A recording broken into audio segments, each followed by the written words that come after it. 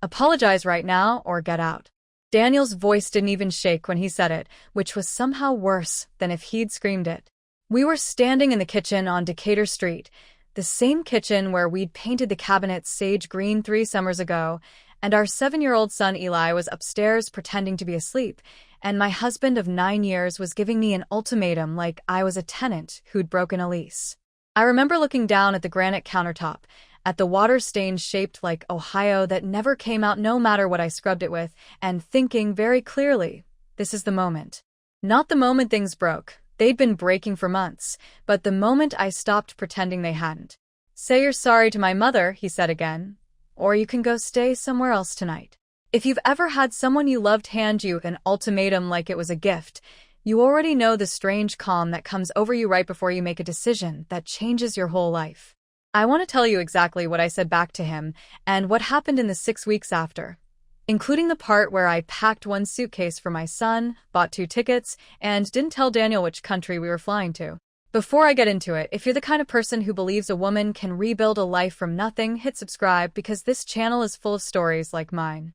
But stay with me because the reason I left wasn't the reason anyone, including me, thought it was at the time, and what I found out 4 months later changed how I saw my marriage, my mother-in-law, and myself. My name is Mara Whitfield. I was 34 that year, and I'd lived in Portland, Oregon my entire adult life.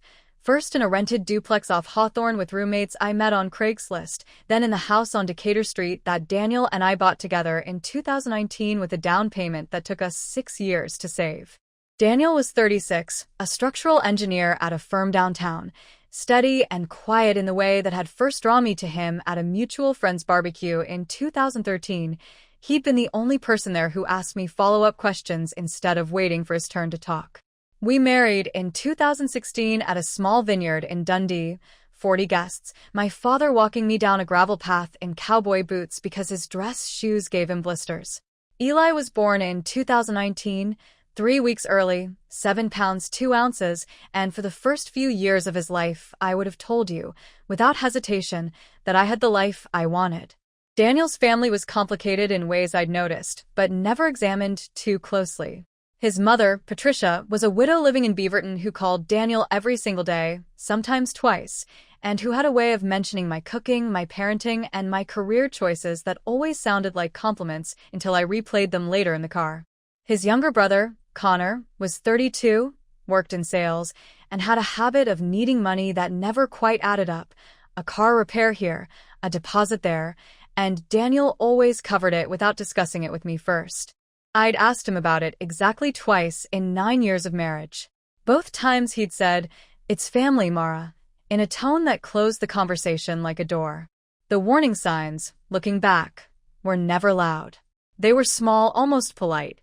In the spring before everything happened, I noticed our joint savings account, the one we'd built for a kitchen renovation and, eventually, Eli's college fund, had dropped by $4,000 over 2 months. When I asked Daniel about it at the dinner table, he said he'd moved money into a different account for tax reasons and would explain later. He never did, and I let it go, because that's what 9 years of marriage teaches you to do with 100 small, unanswered questions.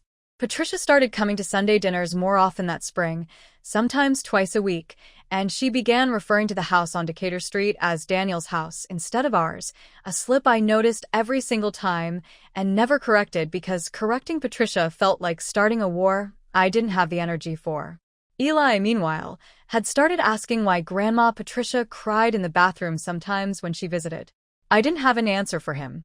Daniel worked later than usual most nights that spring, and when I asked if everything was okay at the firm, he said a big project was eating his hours, and I believed him, because why wouldn't I? If you've ever felt a marriage shifting under your feet before you could name why, you know that unsettled feeling, like a floor that looks solid until you notice the give in it. I brought up couples counseling once, gently, over wine on the back porch, and Daniel laughed, not unkindly, and said, "We're fine, Mara. We don't need someone to tell us how to talk to each other." I wanted to believe him. I did believe him for a while, because believing him was easier than the alternative. By June, The strange financial gaps had grown from $4,000 to almost $11,000, and I finally sat down with our bank statements spread across the kitchen table like evidence in a trial I hadn't meant to open. There were 4 transfers, each a few $1,000s, all going to an account I didn't recognize, all made on days Daniel had told me he was working late. I didn't confront him immediately. Instead, I did something I'm not proud of. I called Connor directly on a Tuesday afternoon while Eli was at soccer practice and asked him, as casually as I could manage, if Daniel had lent him any money recently. Connor went quiet for 4 full seconds before saying, "You'd have to ask Daniel about that," which told me everything and nothing at once. That night, I asked Daniel outright, at the kitchen table, holding the printed bank statement like a hand of cards. He didn't deny the transfers. He said, "It's complicated, and it's not really your business how I help my family," which was the first time in our marriage he'd ever used the word "my" instead of "our" about money we'd both earned. I told him it was absolutely my business, since half of that account had my name on it and half of Eli's college fund had just evaporated into thin air. He got quiet the way he got quiet before storms, a stillness I'd learned to read as danger over 9 years. "You don't understand the situation," he said, "and I'm not going to explain myself to you like I'm on trial." I told him that withholding $11,000 from his own wife felt like something that deserved an explanation. He didn't answer. He just picked up his keys and left for 2 hours, and when he came back, he acted like the conversation had never happened, and for reasons I still don't fully understand, I let him. The Sunday dinner that finally broke things open happened on the second weekend of July at Patricia's house in Beaverton, the one with the ceramic rooster collection lining the windowsill above the sink. Connor was there with his wife, Bethany, who I'd always liked but who seemed unusually pale that evening, picking at her plate instead of eating. Patricia had made her pot roast, the one she made every time. She wanted to remind everyone she'd raised her sons on a single income after their father left in 1998. Halfway through dinner, Patricia mentioned, almost offhandedly, that Connor and Bethany were finally getting some breathing room financially, and Daniel shot her a look sharp enough to cut glass. I asked, carefully, what she meant. Patricia looked at Daniel, then at me, and said, "Oh, I just assumed you knew about the loan, dear." The table went silent except for Eli, who was humming a song from his tablet and had no idea he was sitting in the middle of a landmine. I asked Daniel, right there at the table, if the $11,000 from our savings had gone to Connor. He didn't answer with words. He just set down his fork, which was somehow answer enough. I said, quietly but clearly, that I wished he had talked to me before giving away money we'd been saving for our son's education. Patricia's face changed instantly, and she said, in a voice sharp with old grievance, "Family helps family, Mara. Maybe where you're from things are different." I want you to sit with that sentence for a second, because where you're from was Patricia's way of reminding me, for the 100th time in 9 years, that I'd grown up 30 minutes away in Gresham in a house smaller than this one, and that in her mind, that fact disqualified me from having opinions about money in her son's household. I didn't raise my voice. I want to be clear about that, because what happened next has been retold by Daniel's side of the family in a version where I made a scene, and that is simply not true. I said, calmly, that I thought Patricia's comment was unfair and that I'd appreciate her not speaking to me that way in front of my son. Patricia's eyes welled up immediately, a talent of hers I'd watched deployed at every family gathering for 9 years, and she said she'd never felt so disrespected in her own son's house. Daniel stood up. Not for me. For her. He walked around the table, put a hand on his mother's shoulder, and said, "Mara, I think you need to apologize to my mom." I looked at him for a long moment, waiting for him to say something else, something that acknowledged that his mother had just implied my working-class upbringing made me lesser, or that 11,000 of our dollars had vanished without a conversation. He said nothing else. Eli had stopped humming. He was looking between his father and me with the specific stillness that children get when they sense a storm they don't have words for yet. I told Daniel I wasn't going to apologize for asking a reasonable question about our own money. That's when his jaw tightened in that particular way, and he said the sentence that would echo through the next 6 weeks of my life. "Then maybe you and Eli should head home without me tonight."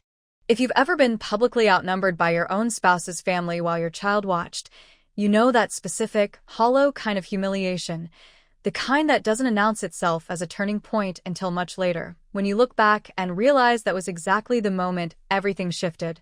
That night was the beginning of the incident the whole story hinges on, though it wouldn't fully detonate for another 11 days. I drove Eli home in silence, both of us rattled in different ways, and when I tucked him in, he asked me, in the small voice kids use for the questions that matter most, "Are you and Dad going to get a divorce?" I told him no, because at that point I still believed it. Daniel came home around midnight, smelling like he'd stopped somewhere for a beer he didn't need, and slept on the couch without a word.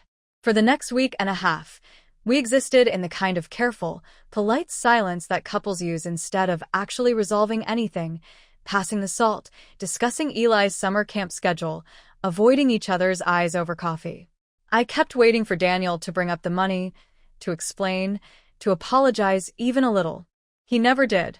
Instead, Patricia started calling the house phone, not Daniel's cell, ours, at odd hours, and when I picked up, she'd ask pointed questions like whether I was still upset or whether I thought I was too good for this family now.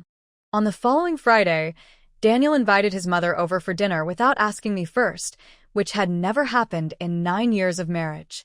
I found out when she was already standing on our porch holding a casserole dish. I remember standing in my own doorway, in my own home, feeling like a guest who hadn't been told the party had started. If you've ever felt like an outsider in the house you pay half the mortgage on, you already understand exactly the feeling I'm describing. I let her in because Eli was watching and because I still, stubbornly, wanted to believe this could be smoothed over with enough patience. Dinner that Friday started civil enough. Patricia complimented the chicken, asked Eli about his day camp, told a long story about a neighbor's dog getting loose on Farmington Road. But halfway through the meal, she set down her fork and said, looking directly at me, "I think an apology is long overdue, don't you?" I asked her to clarify what she meant, though I already knew.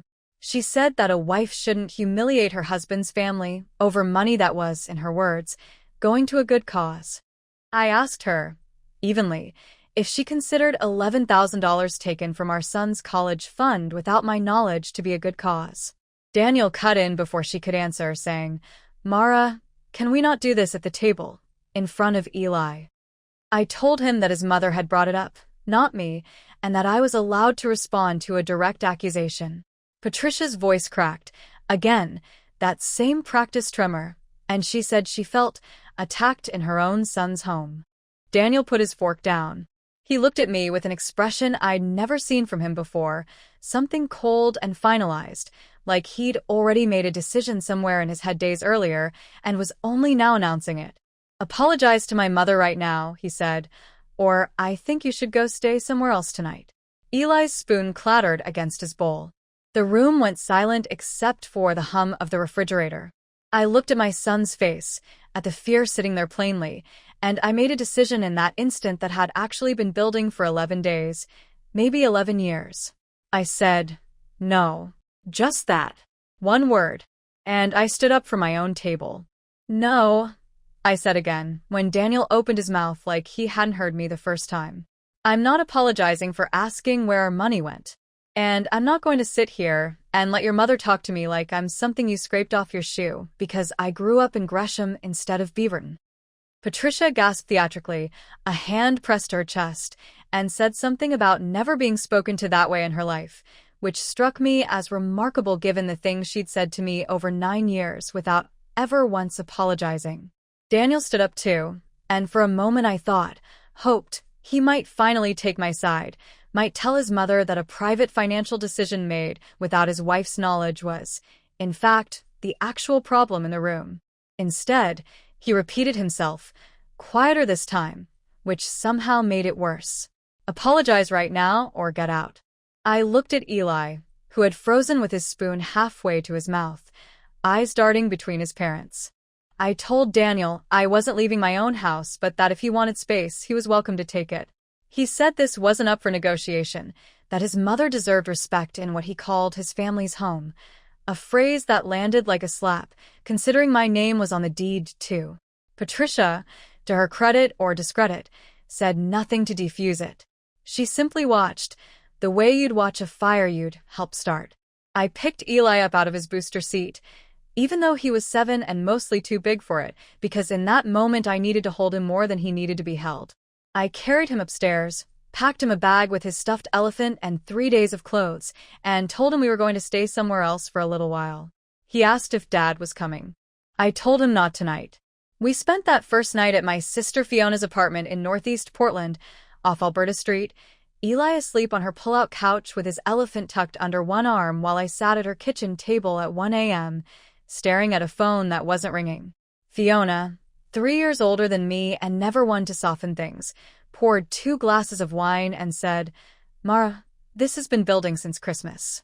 You know that, right?" I did know it, though hearing it out loud made my chest tighten in a way I hadn't expected.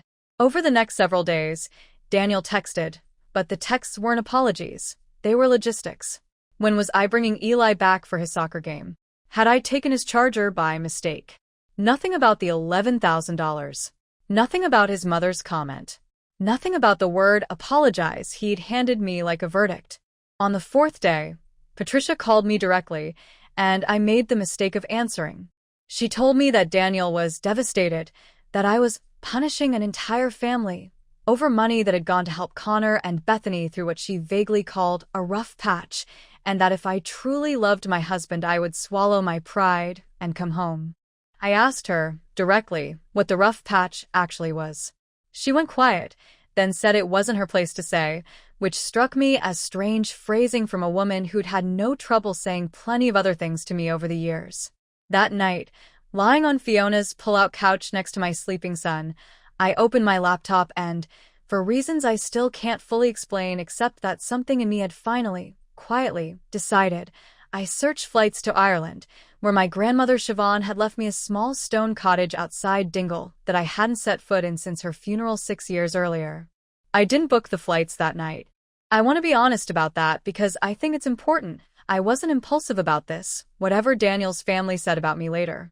I sat with the idea for 4 more days, going through the motions of a normal life, dropping Eli at day camp, going to my job at a marketing agency off Burnside, coming back to Fiona's tiny apartment each night to sleep on a pull-out couch that had started to leave a permanent ache in my lower back. Daniel came to Fiona's building once, on day 6, and stood on the sidewalk asking me to come home, so we could talk like adults. I asked him if he was ready to explain, honestly, what the $11,000 had actually been for. He said, "It doesn't matter anymore, it's done. Why do you keep bringing up the money?" I told him it mattered because he'd chosen his mother and his brother's secret over an honest conversation with his own wife, and that until he understood why that was the actual problem, not the money itself, but what the money represented, nothing would change if I came back. He didn't have an answer for that. He just stood there on the sidewalk, hands in his jacket pockets, looking like a man who genuinely believed he'd done nothing wrong, which was somehow more unsettling than if he'd been defensive. That night, I called my mother, who still lived in the house I grew up in over in Gresham, and told her everything. She was quiet for a long time before she said, "Your grandmother always said that cottage was for whichever one of us needed to remember who we were." I hadn't told her I was thinking about Ireland. I hadn't told anyone. But somehow she already knew exactly what I was considering, maybe because she knew me better than I knew myself that week. I booked the tickets on a Wednesday night, one way, for the following Monday, me and Eli, Portland to Dublin with a layover in Reykjavik, then a rental car for the 4-hour drive out to the Dingle Peninsula in County Kerry. I told Eli 2 days before we left, sitting on the edge of Fiona's pull-out couch, that we were going to visit the cottage that used to belong to his great-grandmother Siobhan, the one in the photograph on my nightstand with the low stone walls and the sheep grazing behind it. He asked if it was a vacation. I told him it was more like an adventure, and that we'd be there for a while, and that Dad wasn't coming with us this time. He took this with the specific matter-of-fact acceptance that 7-year-olds sometimes have about things adults expect to devastate them, though I know now there was more sitting underneath his calm than he let on. I didn't tell Daniel the destination.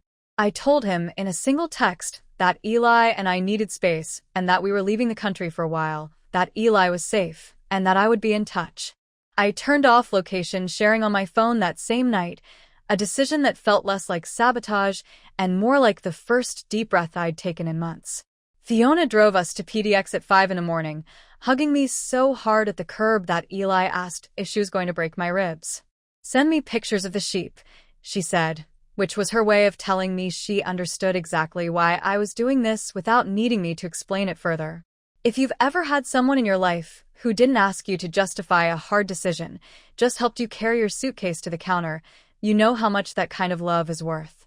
Comment below if you've ever had someone show up for you like that. I read every single one. The flight was long, and Eli slept through most of the second leg with his head against my arm, and somewhere over the Atlantic I found myself crying quietly into an airline blanket for reasons I couldn't fully untangle. Grief, relief, fear, something that felt almost like freedom but hadn't earned that name yet. We landed in Dublin exhausted and jet-lagged, picked up a small gray rental car, and I drove us west on roads that got narrower and greener with every mile, past Killarney, past signs in Irish I couldn't pronounce, until the road finally dropped down toward the sea and Dingle Bay opened up in front of us like something out of a memory I didn't know I still had. The cottage sat exactly where I remembered it, off a gravel lane past a stretch called Sleehead Road, stone walls the color of wet slate, a green door that stuck in the frame the same way it had when I was 12 years old visiting my grandmother for a summer that changed how I saw the whole world. The key was still hidden under the third flower pot from the left, the same spot Siobhan had used my entire childhood. Inside, everything smelled like turf smoke and salt air, and there was a photo of my grandmother and me on the mantel, taken the summer I was 15, both of us laughing at something neither of us could probably remember anymore. Eli walked from room to room, touching everything, the hand-carved chairs, the wool blankets, the small brass bell by the door, and said, "This feels like a story, Mom." I told him it was, in a way, and that we were about to write a new chapter of it together. That first night, we ate bread and cheese from the village shop by candlelight because the electricity hadn't been switched back on yet, and Eli fell asleep on my shoulder in front of an unlit fireplace, and for the first time in weeks, I slept 8 uninterrupted hours. The next morning, I woke to the sound of sheep somewhere beyond the stone wall and a text message from Daniel that read simply, "Where are you?" Not a question mark. Not please. Just 3 words that told me exactly how he saw the situation, as a problem to be located and resolved, not a marriage to be understood. I didn't answer right away. Instead, I made Eli toast on the ancient stove, walked with him down to the village of Dunquin where the shopkeeper, a woman named Orla who'd known my grandmother for 40 years, hugged me like I was her own, and cried a little when she realized whose granddaughter I was. Word travels fast in a place that small, and by that afternoon, 3 different neighbors had stopped by with soda bread and unsolicited but gentle advice about septic tanks and turf deliveries, treating my sudden appearance with my son as the most natural thing in the world instead of the emergency it actually was. Eli started asking by day 3 if we could get a dog, which felt like the first sign that some small part of him had already decided this place was safe. I finally called Daniel back on day 4, sitting on the low stone wall behind the cottage with the Atlantic gray and enormous in front of me. He didn't ask how Eli was doing first. He asked when we were coming home. I told him I wasn't sure yet, and that I needed him to actually sit with what had happened. Not the money, not his mother, but the fact that he'd told his own wife to apologize or leave, in front of their son, over a defense of a woman who'd spent 9 years making me feel like an outsider in my own life. He was quiet for a long moment. Then he said something that surprised me. I don't actually remember deciding to say that. It just came out. If you've ever said something in anger that felt like it came from somewhere older than the argument itself, you'll understand why that sentence stuck with me for days. Over the next week, Daniel called almost every day, and the conversation shifted, slowly, from logistics to something rawer. He admitted on day 6 that he'd known the money situation with Connor was going to upset me, and that part of why he hadn't told me directly was that he didn't want to have the conversation at all. Not because he didn't respect me, but because conflict with his mother had terrified him since he was a kid, in ways he'd never really examined. I asked him what he meant. He got quiet, the kind of quiet that used to precede storms but now felt different, heavier, more honest. My dad used to make my mom apologize for things that weren't her fault, he said. All the time. I used to sit on the stairs and listen to it. I think some part of me thought that's just what you do when things get tense. Someone apologizes, and it goes away. I sat with that for a long time after we hung up, looking out at the water, feeling the shape of the story shift under me. It didn't excuse what he'd said. It didn't erase the $11,000 or Patricia's comment about where I was from, or the image of Eli's spoon clattering against his bowl. But it gave the moment a different shape. Not a villain issuing an ultimatum out of nowhere, but a man repeating a script written by his own childhood, without realizing he was holding the pen. If you've ever discovered that the person who hurt you was also once a child standing on a staircase listening to something they couldn't stop, you know how complicated that kind of understanding feels. It doesn't fix anything by itself, but it changes what you're actually trying to fix.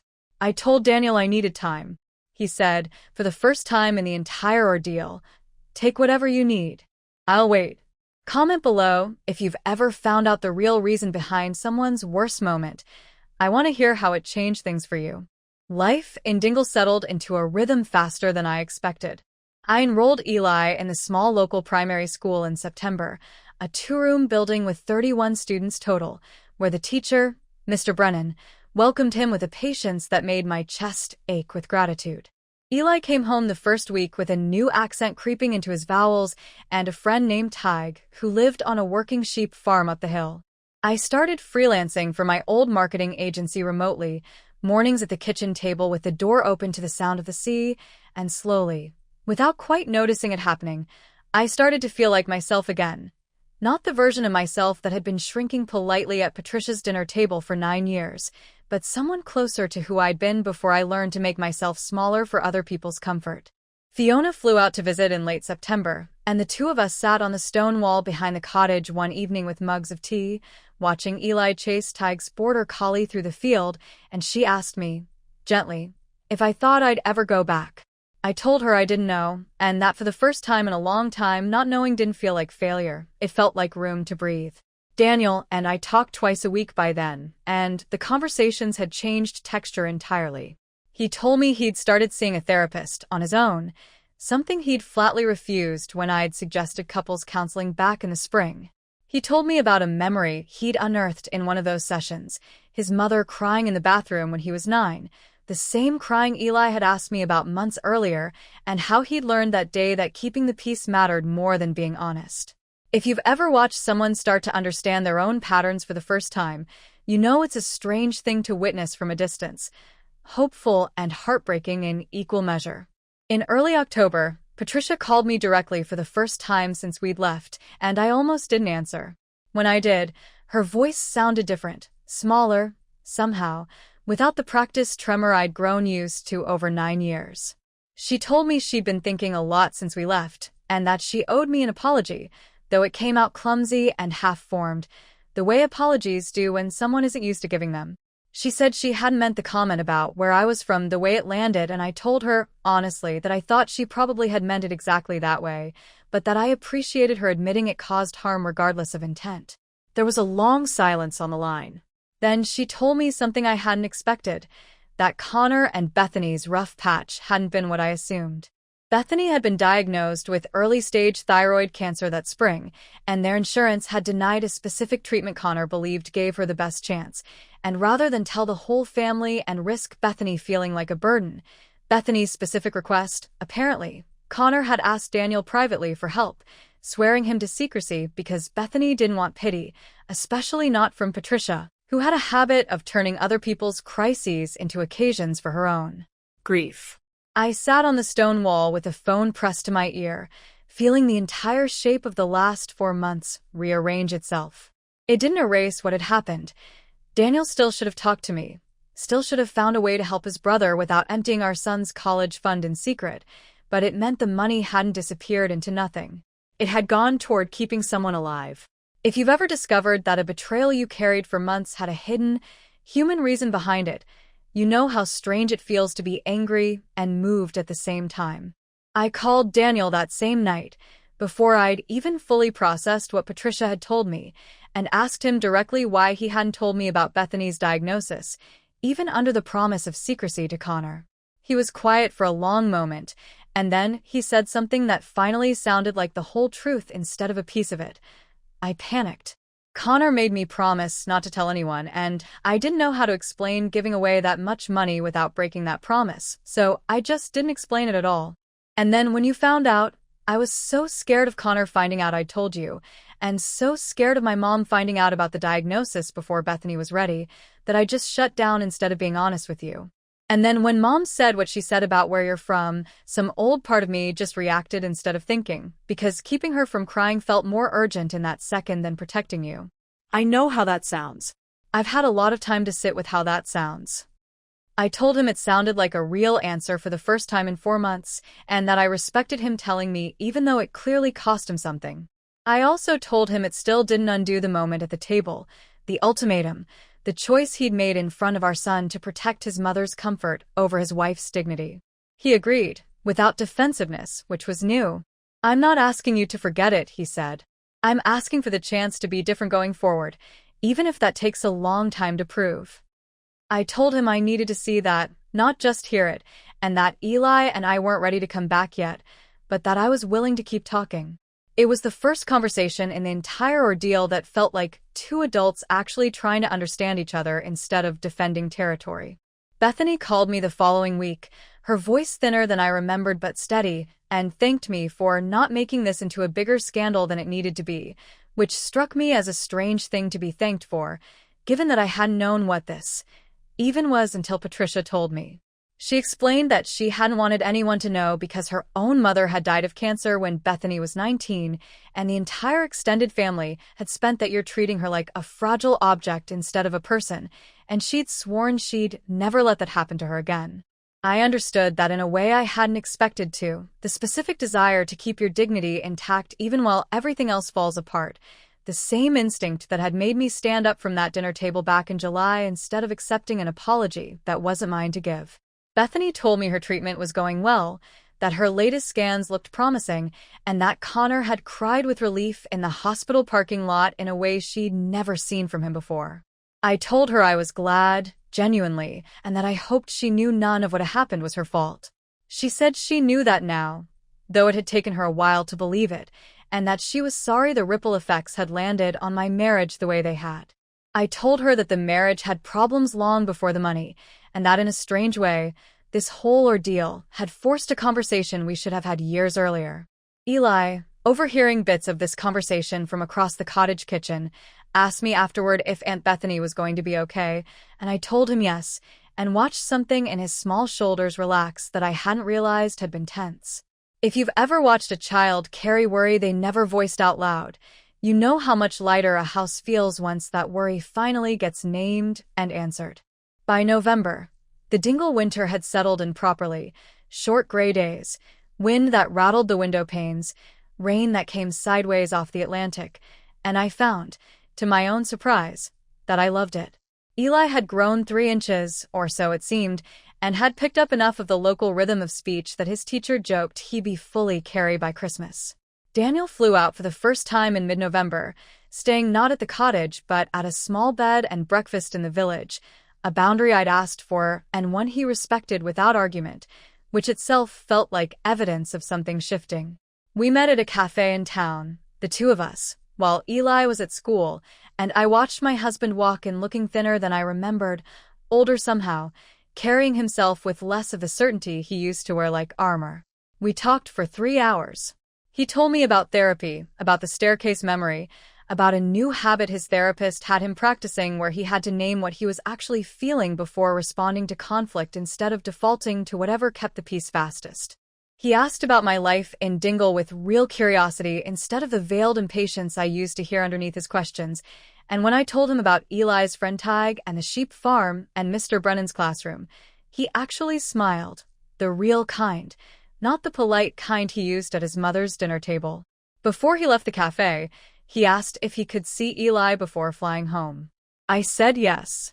If you've ever had to decide, carefully and deliberately, how much access to give someone who hurt you while you were both still learning who they were becoming, you know that yes doesn't erase anything, it just opens a door partway, to see what walks through it. Eli's reunion with his father happened on the beach at Ventry, gray sand and colder water than either of them expected, and I watched from a distance as Daniel crouched down to Eli's height instead of expecting Eli to look up at him, something I'm not sure I'd ever seen him do before. They built something that was supposedly a sandcastle but looked more like a lumpy wall, and Eli laughed so hard at one point that the sound carried all the way down the beach to where I stood, and I felt something in my chest loosen that had been clenched since July. That evening, after Daniel had gone back to his bed and breakfast, Eli climbed into bed and told me unprompted, "Dad said sorry to me today." I asked what for. "For yelling at you at Grandma's house," he said. He said I probably felt scared and he was right and he shouldn't have made me feel like that. I hadn't asked Daniel to say that. I found out later he'd brought it up entirely on his own, something his therapist had encouraged him to consider, that Eli had been a witness to that moment, not just a bystander, and that witnesses carry their own version of the harm. I called Daniel that night to thank him, and he said something that stuck with me for a long time afterward. "I spent so many years thinking that if I just kept everyone comfortable, especially my mom, nothing bad would happen. I never thought about what it costs the people I actually love to keep doing that." If you've ever watched someone finally understand the true cost of their own coping mechanism, you know it's not a fast realization. It comes in pieces, usually years too late for the moments that needed it most, but not too late for the moments still ahead. I told him I was proud of him for saying that to Eli. It was the first time I'd said those words to him in nearly 6 months. December brought a decision I hadn't expected to face so soon. Daniel asked, carefully, whether he could spend Christmas in Dingle, not staying at the cottage, but nearby, so Eli could wake up on Christmas morning with both parents in the same country for the first time since July. I talked it over with Fiona on the phone, who reminded me, in her characteristically blunt way, that boundaries and closed doors were different things, and that I was allowed to let someone back into parts of my life without promising them all of it. I said yes, with conditions, separate accommodations, no pressure about the future of the marriage during the visit, and an understanding that this was about Eli's Christmas, not a reconciliation summit. Daniel agreed without pushing back, which itself told me something had genuinely shifted in him. He arrived on the 23rd, rented a small cottage 2 miles down the road, and spent Christmas Eve helping Eli leave out soda bread and a small glass of whiskey for Santa, a tradition Orla at the village shop had taught them both with great seriousness. On Christmas morning, Eli tore through wrapping paper with a specific ferocity of a 7-year-old, and at one point looked up at both of us standing near the fireplace and said, simply, "This is the best Christmas," in a tone that broke my heart a little, because I knew part of what made it the best was simply having both of us in the same room without tension crackling underneath it. Patricia called that afternoon, and for the first time in 9 years, our conversation felt almost easy. She asked about the cottage, about Eli's school, and didn't once mention where I was from or what I owed anyone an apology for. If you've ever watched a holiday become bearable again after a year of dreading it, you know exactly how much quiet relief that kind of ordinary peace can hold. In January, I flew back to Portland for the first time since leaving alone without Eli to see my mother and to meet with a family therapist Daniel had found, not to fix the marriage on a deadline but simply to talk with a neutral person in the room about what had actually happened and what either of us wanted going forward. The therapist, a woman named Dr. Iyer with a small office off Belmont Street, asked us both, separately and then together, to describe the moment at Patricia's dinner table in our own words. Hearing Daniel describe it back to me, really hearing it, not just remembering my own version, was strange. He described watching my face when his mother made the comment about Gresham and realizing, even in the moment, that I looked exactly the way he used to look watching his father humiliate his mother on the stairs, and how instead of that recognition making him stop, it had somehow made him freeze into the exact role his father used to play. "I became the person I swore I'd never be," he said, "in the same house, over the same kind of moment, and I didn't even notice until it was already happening." Dr. Iyer asked me what I needed to hear from him, and I said I needed him to understand that protecting his mother's comfort could never again come at the cost of protecting our son's sense of safety, or mine. He said he understood that now in a way he hadn't in July, not as an abstract lesson but as something he'd actually felt, watching Eli's face at that table and later hearing Eli describe being scared. We didn't leave that session with an answer about the future of our marriage. We left with something smaller and more honest, an agreement to keep having these conversations in the open, instead of letting silence do the talking for us the way it had for 9 years. That same trip, I sat down with Patricia alone at her house in Beaverton, at her request, and it was the first time in 9 years I'd been in a room with her without feeling like I needed to brace myself. She told me about her own marriage, things I'd never known. That Daniel and Connor's father hadn't just left.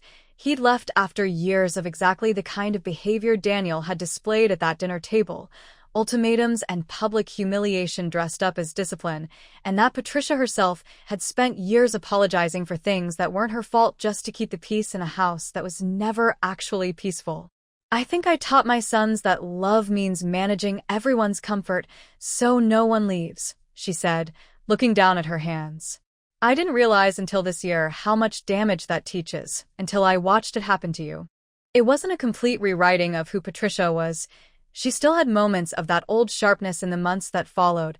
Old habits die slowly. But it was the first time I understood her not as an obstacle in my marriage, but as someone who had survived her own version of what I'd just survived, and passed the wound down without meaning to, the way wounds often travel through families disguised as lessons. I told her that I appreciated her honesty, and that I hoped, going forward, we could build something different than what had existed before, not erasing the past but not repeating it either. She asked, quietly, if she could still be involved in Eli's life the way she had been. I told her yes, but on different terms. Terms that didn't include comments about where anyone was from, or apologies extracted at dinner tables. She nodded, and for the first time, I believed she meant it when she agreed. I flew back to Dingle in late January with a lighter feeling in my chest than I'd expected, though I still didn't have an answer to the question everyone kept asking me, gently or otherwise. Was I going back to Portland? Was the marriage saved? Was this a temporary chapter or a permanent one? I told Eli's teacher, Mr. Brennan, when he asked with genuine kindness one afternoon at pickup, that I honestly didn't know yet, and he said something that stayed with me. Sure, and isn't that all right too? Not every story needs its ending decided in advance. Eli, for his part, had started asking fewer questions about when we were going home, which told me something about how settled he'd become, and more questions about whether Tig could come to his birthday party in March, which told me something about where his heart currently lived. Daniel and I settled into a rhythm of long phone calls, occasional video calls where he'd read Eli a chapter of whatever book they were working through together, and one more visit in February where he stayed in the village again, and the three of us spent a full Saturday walking the cliffs above Camino Beach, Eli running ahead chasing gulls while Daniel and I walked slower behind him, talking honestly for the first time about what a future together might actually look like, whether that meant him eventually moving to Ireland, or me eventually returning to Oregon, or some version of both. Neither of us pretended to have the answer. But for the first time since that night at Patricia's table, the not knowing felt like possibility instead of collapse. If you've ever rebuilt something slowly enough that you almost didn't notice it was being rebuilt until you looked up and saw how far you'd come, you know exactly the quiet, unglamorous nature of that kind of healing. The real turning point, if I had to name a single day, came in March on Eli's 8th birthday, which we celebrated at the cottage with Tig and 4 other kids from his class, a cake shaped badly like a sheep that I'd attempted myself, and Daniel flying in specifically for the occasion, staying at his usual bed and breakfast, but spending the entire day at the cottage helping me chase 8-year-olds around the garden. After the other children had gone home and Eli had fallen asleep early, exhausted from the excitement, Daniel and I sat outside on the stone wall with 2 cups of tea going cold in our hands, and he said, without any prompting from me, I want to move here. Not instead of you deciding what you want. I mean, I want to be near my son and near you in whatever form that takes, even if it starts as just being near, not together. I hadn't expected that. I asked him what that would mean for his job, for Patricia, for the life he'd built in Portland over 36 years.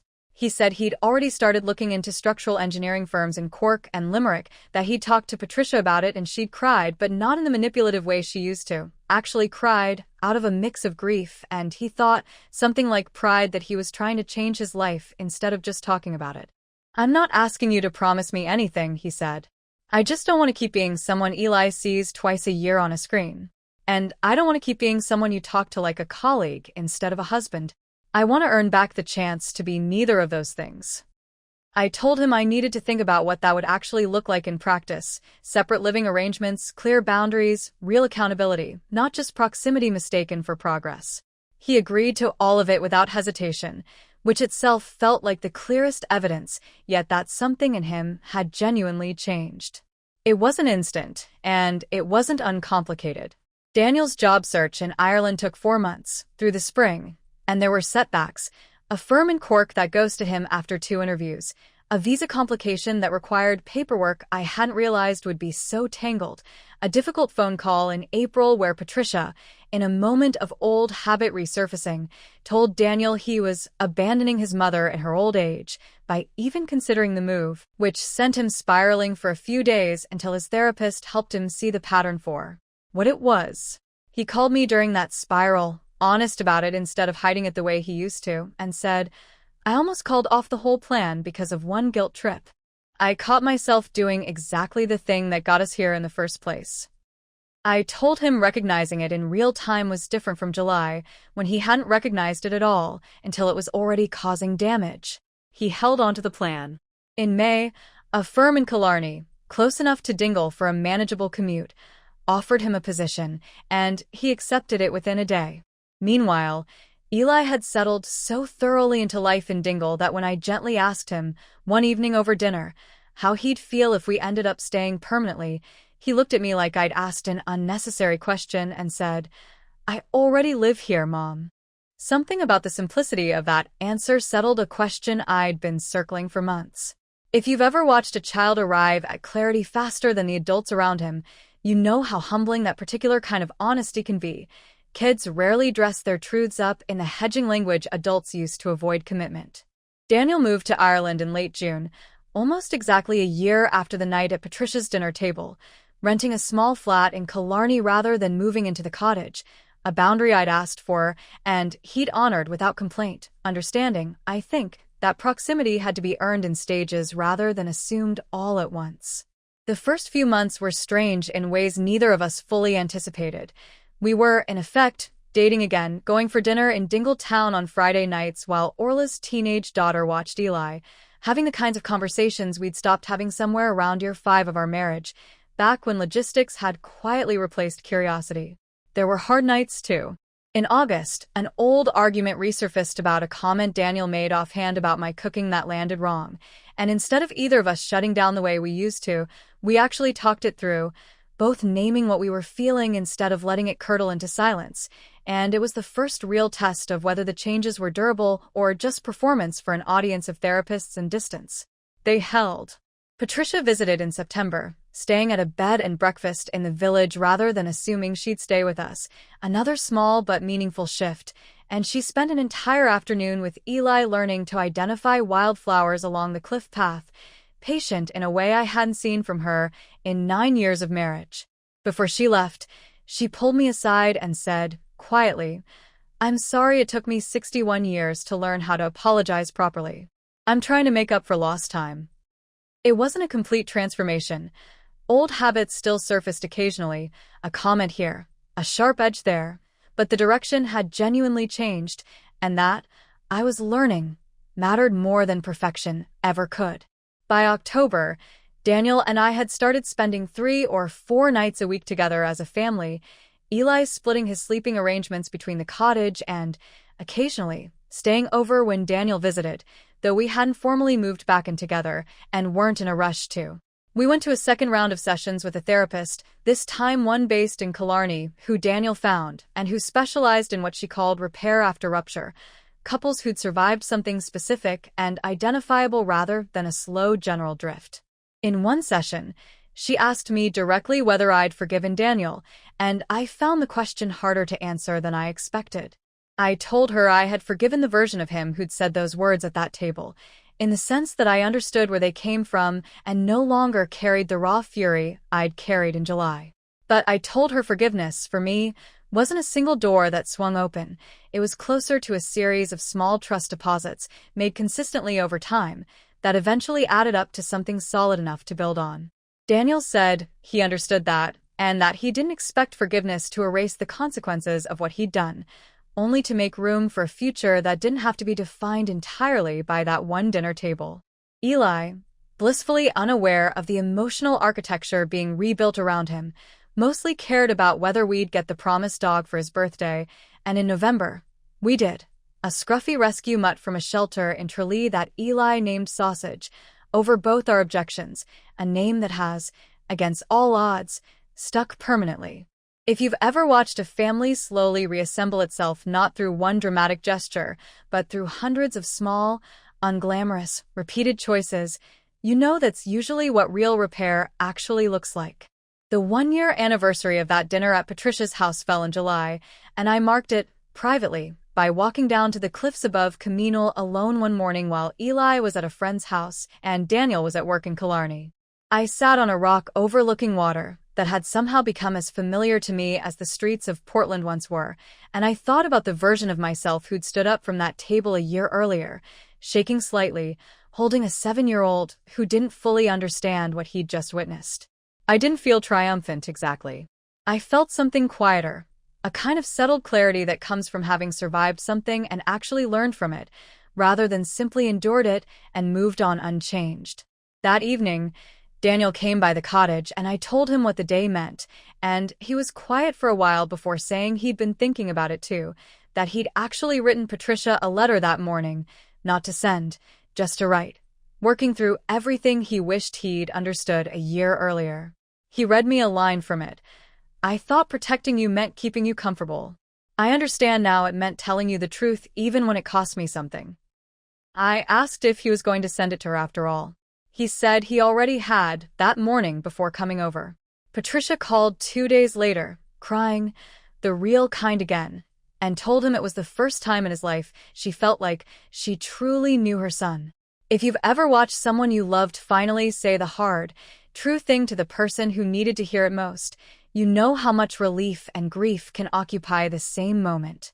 Not every thread resolved as neatly.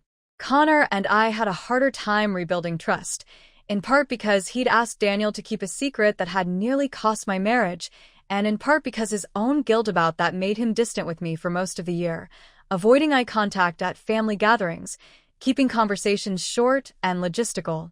Bethany's cancer treatment, meanwhile, had gone well, clear scans through the fall, a prognosis her oncologist called excellent, and by the following spring, she and Connor visited Dingle together for the first time, staying at Patricia's now regular bed and breakfast in the village.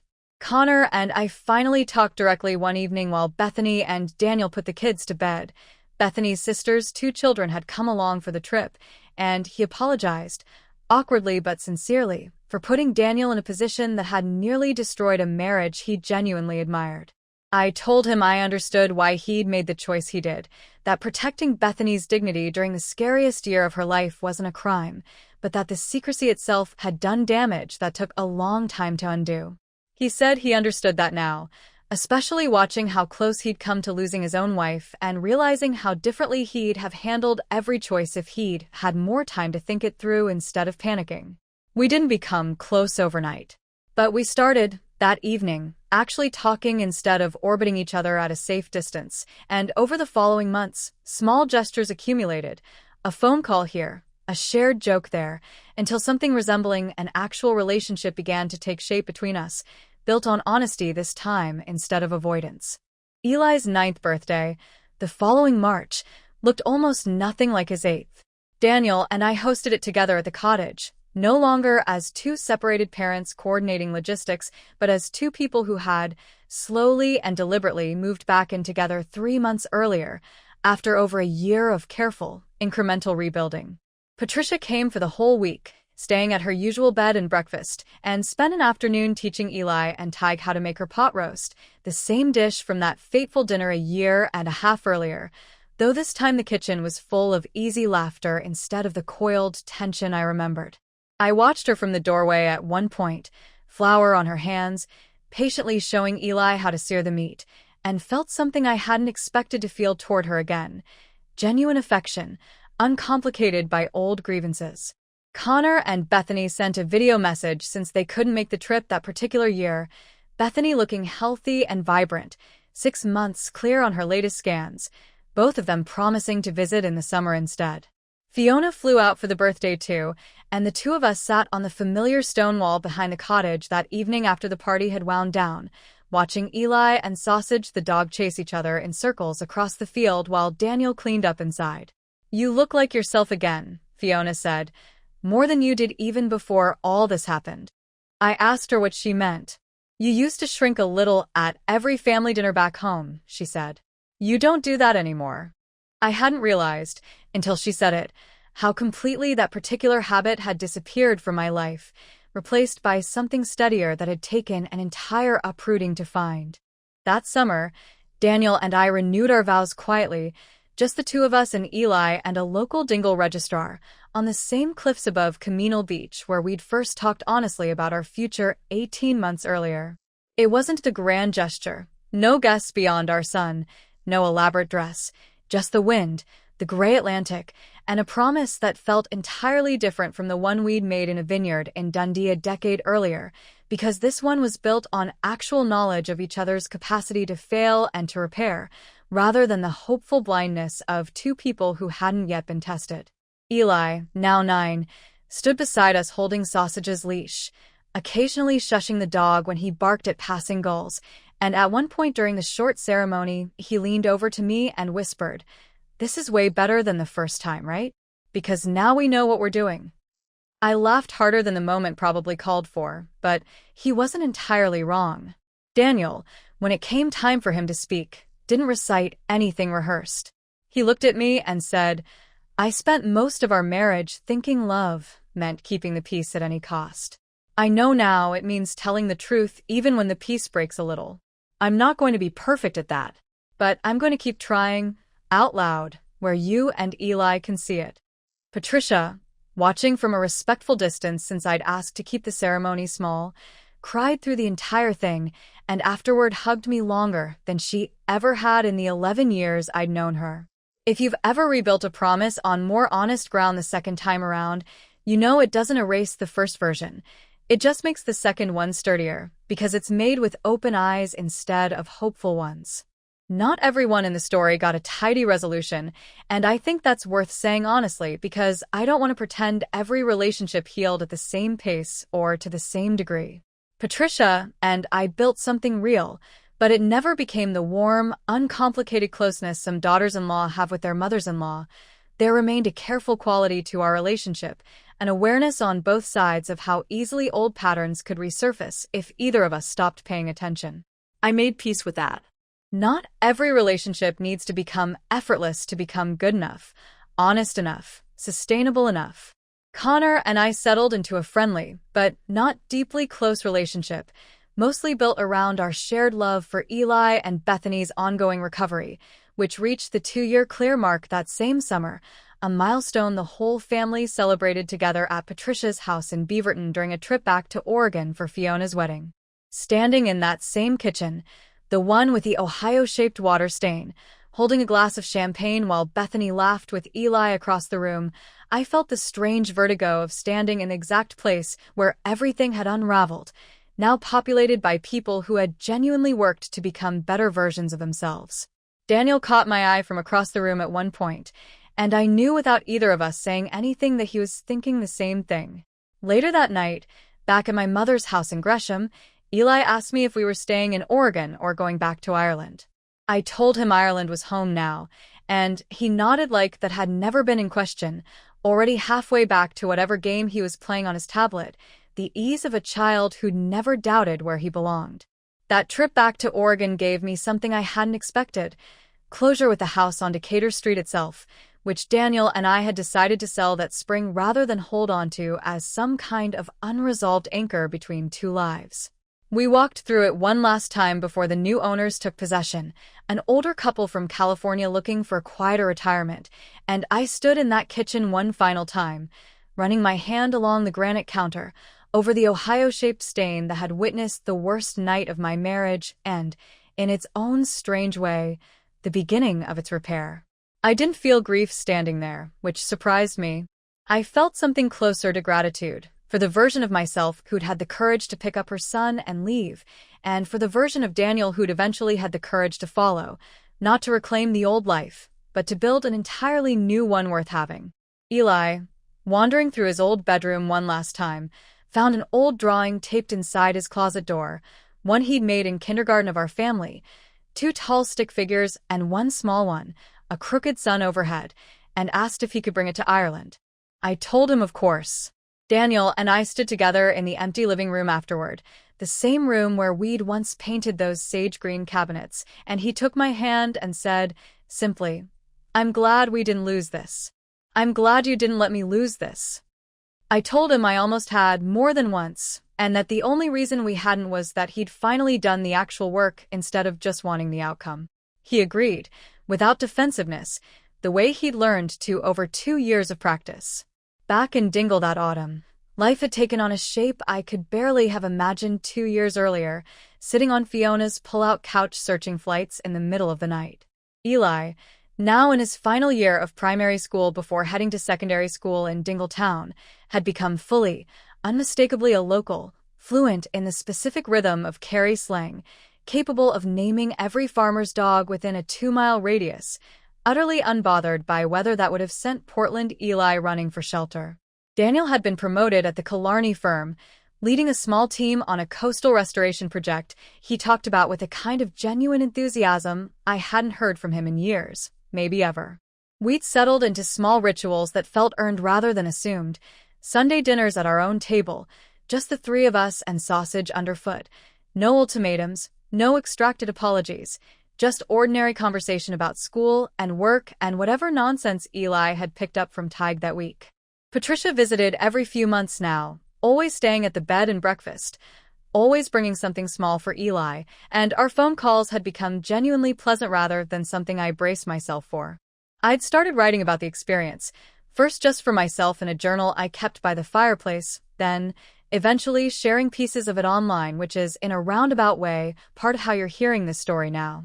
If you've ever taken something that nearly broke you and turned it into something that might help someone else recognize their own situation sooner than you recognized yours, you understand exactly why I started telling this story publicly instead of keeping it folded away in a drawer. One evening in October, Eli asked me, out of nowhere while we were doing dishes together, whether I was ever going to forgive Grandma Patricia all the way. It was a startlingly perceptive question for a 10-year-old, and I thought about it honestly before answering. I told him that forgiveness wasn't really an all-or-nothing thing, that I'd forgiven her enough to let her be part of our lives again, to let her teach him to make pot roast and identify wildflowers, but that some small, careful part of me probably always would remember what it felt like to sit at her table and be told, essentially, that I didn't belong in my own family because of where I grew up. I told him that both things could be true at once, that people could change genuinely, and that the person who was hurt could still carry the memory of the hurt without that meaning they hadn't truly forgiven. He considered this with the seriousness he brought to most things lately and said, "That makes sense. Like how I still remember being scared that night, even though everything's good now." I hadn't realized how much detail he still carried from that dinner 2 years earlier, and it struck me, not for the first time, how much children absorb and hold on to long after adults assume they've moved on. I asked him if he ever wanted to talk more about that night, and he said not really, that it felt like a long time ago now, but that he was glad I asked. If you've ever underestimated how much your children notice during your hardest moments, you're not alone. Most of us do, until they surprise us with exactly how much they were paying attention. Daniel and I had a harder conversation that same month, one we'd been circling for a while, whether to have another child. We talked about it before everything happened, vaguely, the way couples do when the timing never feels quite right, but the last 2 years had put the question on hold entirely while we focused on rebuilding what we already had.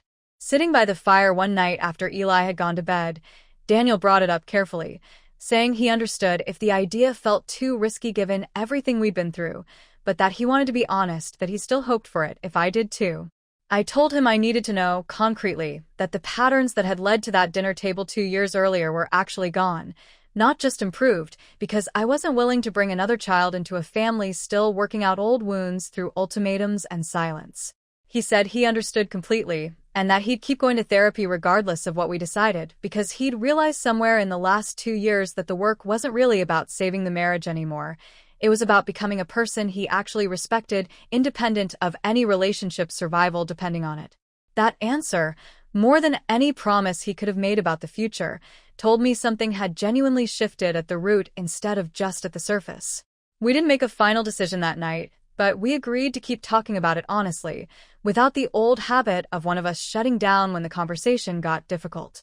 Comment below if you've ever had to decide whether to expand a family that had already been through something hard. I think more people carry that question quietly than we realize. In November, Bethany and Connor visited again, this time with a surprise. Bethany was pregnant, something the doctors had told her might be complicated given her treatment history, but which had happened anyway, healthy and, so far, uncomplicated. Watching Connor's face when he told us, lit up in a way I'd genuinely never seen from him before, reminded me how much had changed since that tense dinner 2 years earlier when his secret nearly cost me my marriage. He pulled me aside during the visit and thanked me again, more directly this time, for not holding the whole ordeal against him permanently. "I think about it a lot," he said. "How close everything came to falling apart because I was too scared to just tell the truth." I told him I understood that fear better than he probably realized, having spent most of my own marriage avoiding hard conversations in favor of comfortable silence, until a dinner table in Beaverton had forced the issue, whether I wanted it forced or not. Eli, meanwhile, had appointed himself the family expert on Irish baby names, presenting Connor and Bethany with an increasingly enthusiastic list that included several names belonging to sheep he'd met on Tig's farm, which Bethany found so funny she nearly cried laughing. Patricia, present for the announcement, hugged Bethany for a long time, and I noticed, watching them, none of the old performative quality to her emotion, just genuine, uncomplicated joy at the prospect of a healthy grandchild after 2 years of fear that Bethany might not survive to have one.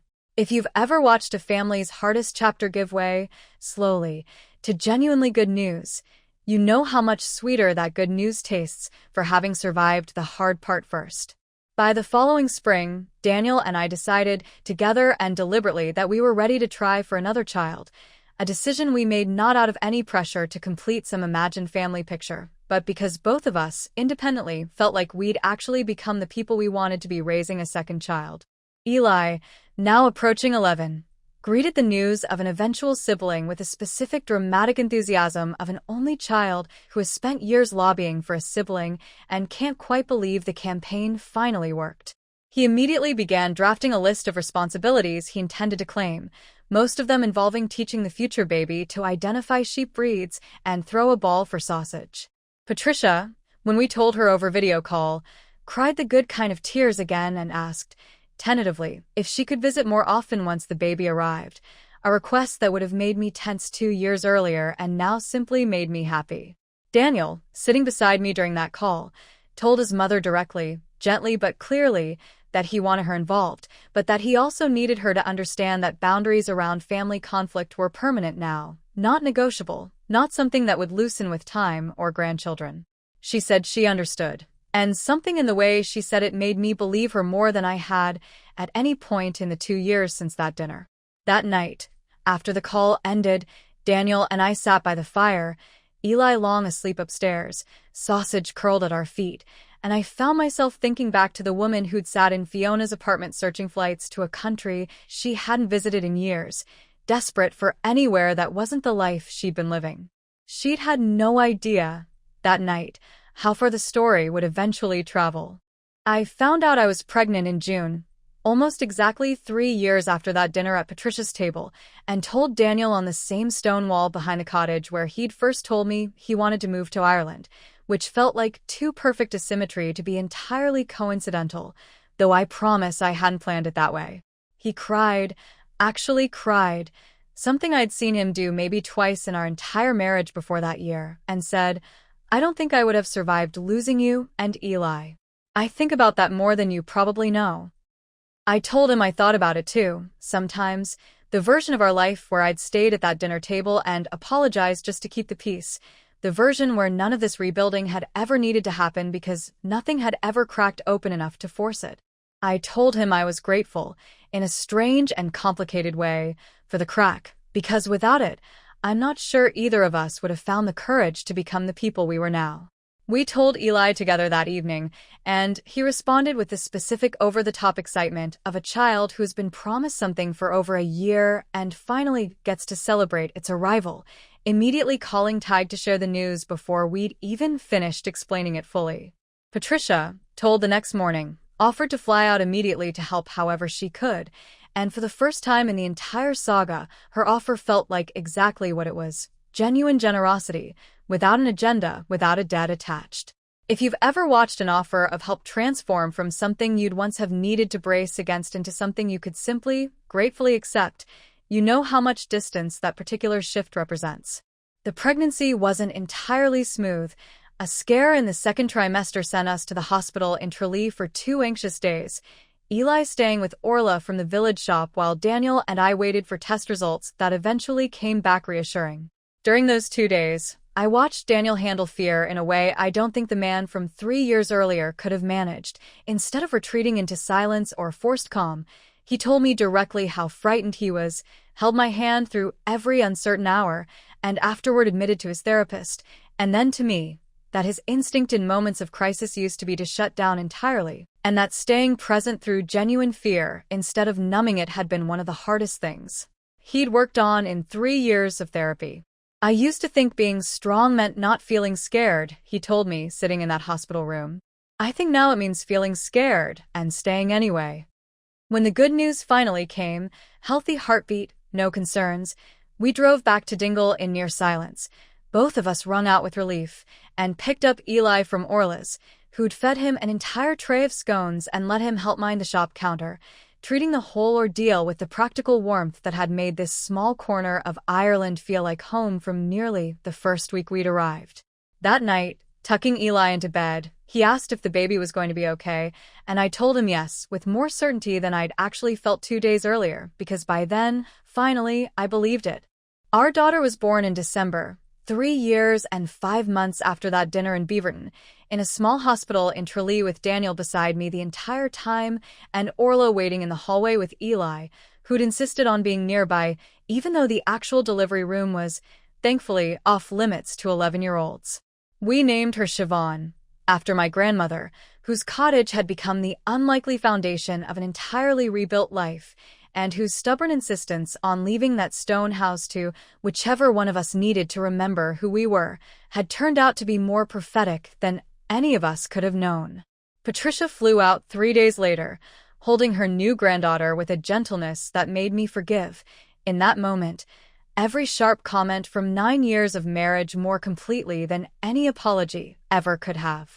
Connor and Bethany sent flowers and a video of their own daughter, born the previous autumn, healthy and thriving, holding up a handmade sign that said, "Welcome, Cousin Siobhan," in wobbly crayon letters.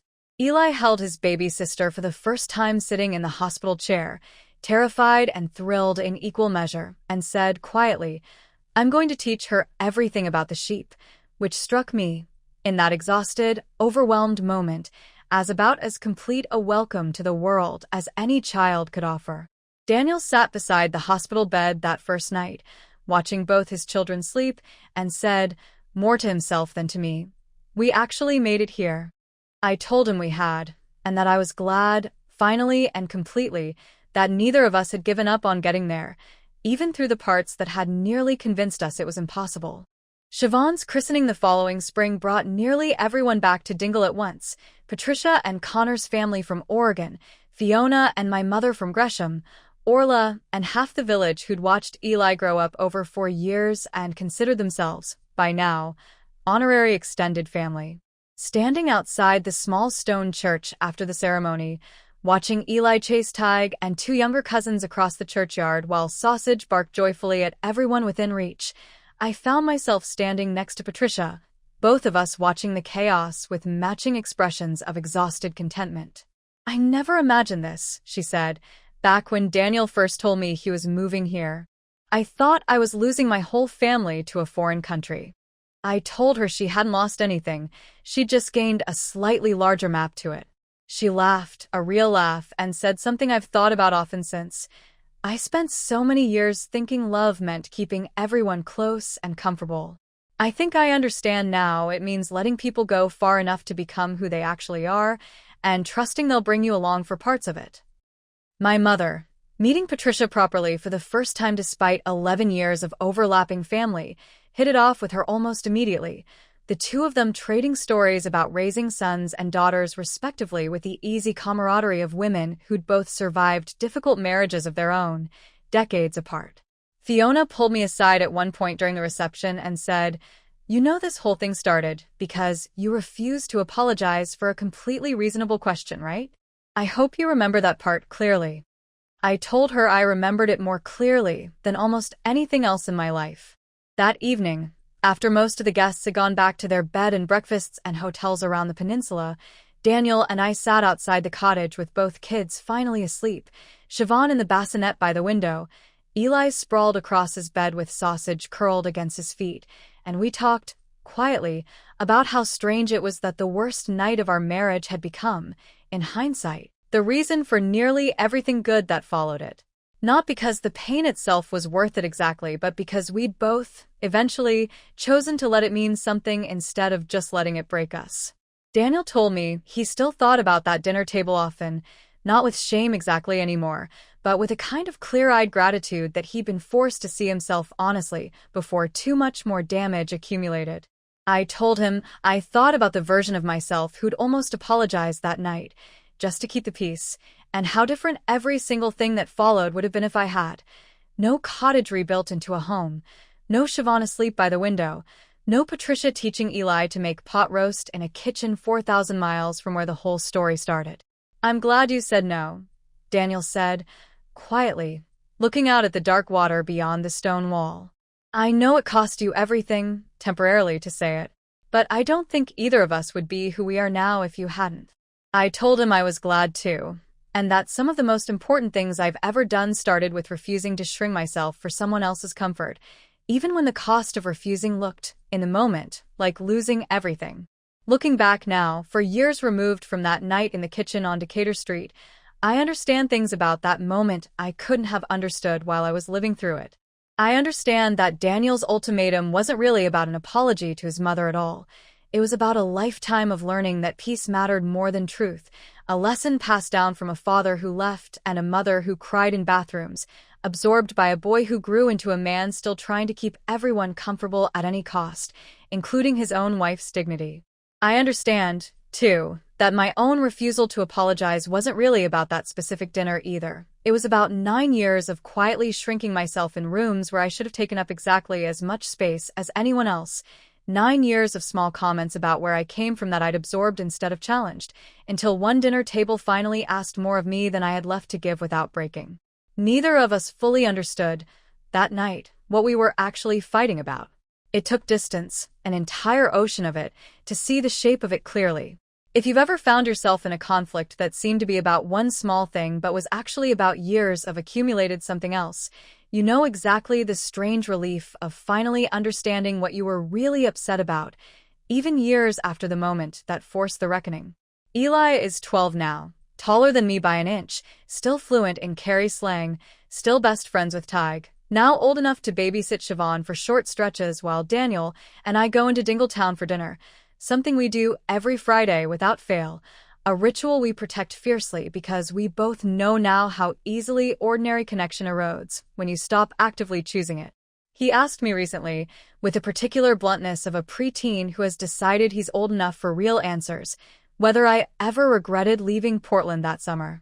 I told him no, not for a single day, though I did sometimes grieve the version of family life I'd once imagined, one without an ocean crossed under duress, without therapy sessions and hard conversations and years of careful rebuilding. But I told him that grief and gratitude could live in the same sentence, the same way forgiveness and memory could, and that the family we'd actually built, imperfect and hard one, felt more solid to me than the easier version we might have had if nothing had ever cracked open. He considered this the way he considers most things now, seriously, and said, "I like this family better anyway. Even the hard parts got us here." I told him that was, as far as I could tell, the truest thing anyone had said about the whole ordeal in 4 years of trying to make sense of it. Patricia is 70 now, still living in Beaverton but visiting Dingle 3 or 4 times a year, and last spring she told me something I've carried with me since. We were sitting on the stone wall behind the cottage, Siobhan asleep in her lap, and she said, "I used to think the measure of a good family was how little conflict you had. I think I understand now it's how honestly you handle the conflict you can't avoid." I asked her if she thought she and Daniel's father could have survived if either of them had understood that sooner. She was quiet for a long moment before saying she didn't know, that some marriages carry wounds too old and too deep to repair, and that she was simply grateful hers hadn't been the last chapter of that particular story, that her son had found a way to write a different ending than the one he'd grown up watching. Connor and Bethany's daughter and our Siobhan are close in age now, and the two families spend every Christmas together, alternating between Oregon and Dingle, a tradition that would have seemed impossible 4 years ago, back when Connor and I could barely make eye contact at family dinners. Bethany remains cancer-free, 5 years clear this past autumn, a milestone the whole family celebrated with more genuine joy than I think any of us knew we still had in us after everything the last several years had asked of each of us. If there's one thing I'd want anyone watching this to take from my story, it's this. Sometimes the healthiest thing you can do for your marriage, for your children, for yourself, is to refuse the apology someone is demanding you don't actually owe. It doesn't feel healthy in the moment. It feels like the end of something, like you're choosing rupture over repair, like you're the one destroying what everyone else seems desperate to protect. But sometimes rupture is the only honest path to real repair because some things can't be fixed by smoothing over the surface. They have to actually crack open before anyone involved is willing to look at what's underneath. I didn't leave the country that summer because I stopped loving my husband. I left because I finally loved myself enough to stop performing an apology I didn't owe in a house that had quietly taught me, over 9 years, to make myself smaller for everyone else's comfort. That decision cost me, temporarily, nearly everything I thought I wanted. It gave me, eventually, almost everything I actually needed: a husband who learned to tell the truth instead of keeping the peace, a mother-in-law who learned to apologize instead of extract apologies, a son who learned that love doesn't require anyone to disappear, and a daughter born into a family that had already done the hardest of its rebuilding before she ever arrived to be part of it. I still have that photograph on the mantle, my grandmother Siobhan and me at 15, laughing at something neither of us can remember, and next to it now sits a newer one, Daniel, Eli, baby Siobhan, and me, standing on the cliffs above Camino on the day we renewed our vows, the gray Atlantic behind us, all of us looking, if I'm honest, a little windblown and completely unglamorous, and entirely, finally, at peace. I think about the woman standing in that kitchen on Decatur Street sometimes, the one who heard "apologize right now" or "get out" and for one long moment considered just saying sorry to make it stop. I'm grateful, every single day, that she didn't.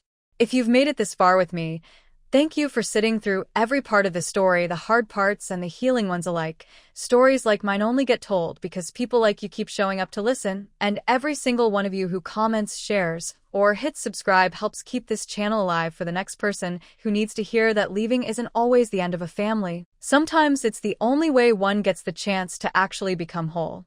If this story meant something to you, I'd love to hear which part stayed with you most in the comments below, and if you haven't already, subscribe so you don't miss the next one. There are more stories like this one coming, and I promise, every single one of them is worth staying for until the very end.